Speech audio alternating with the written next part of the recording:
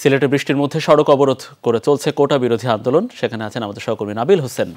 নাবিল, একটু জানতে চাই যে সিলেট অঞ্চলের আন্দোলন কিভাবে চলছে এবং কোথায় কোথায় কর্মসূচি পালন করা হচ্ছে এবং সেখানকার জনদুর্ভোগ আসলে কি কি ধরনের হচ্ছে, একটু বিস্তারিত জানাবেন। মনির, গত ১.৫ ঘন্টা যাবৎ সিলেট সুনামগঞ্জ যে আঞ্চলিক মহাসড়ক, সেই মহাসড়কের মধ্যস্থানে শাহজালাল বিজ্ঞান এবং প্রযুক্তি বিশ্ববিদ্যালয়ের যা শিক্ষার্থীরা তারা কোটা প্রথা সেই বাতিলের দাবিতে তারা আন্দোলন করছেন। আমরা দেখছি যে এই আন্দোলনের কারণে সুনামগঞ্জ থেকে যারা সিলেটে প্রবেশ করবেন অথবা সিলেট থেকে যারা সুনামগঞ্জ যাবেন তারা দুর্ভোগে পড়েছেন।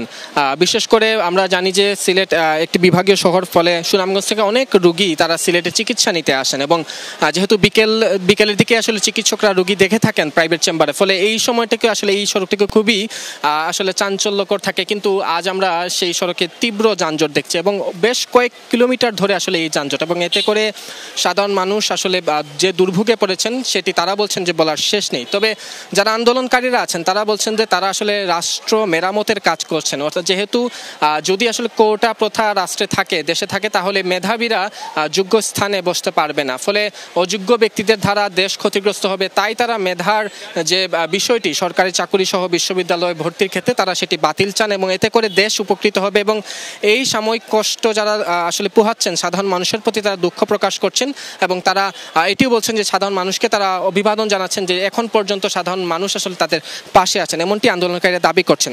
আমরা আন্দোলনকারীদের কাছে জানতে চেয়েছিলাম হাইকোর্টের যে আজকের যে আদেশ, সেই আদেশের প্রেক্ষিতে তাদের কি বক্তব্য। তারা বলছেন যে এই আদেশকে তারা ঝুলন্ত আদেশ মনে করছেন, এটিকে তারা গ্রহণ করছেন না। তারা বলছেন যতদিন পর্যন্ত সুস্পষ্ট কোটা বাতিলের ঘোষণা না আসবে ততদিন পর্যন্ত তারা রাজপথে থাকবেন, এভাবেই আন্দোলন করে যাবেন।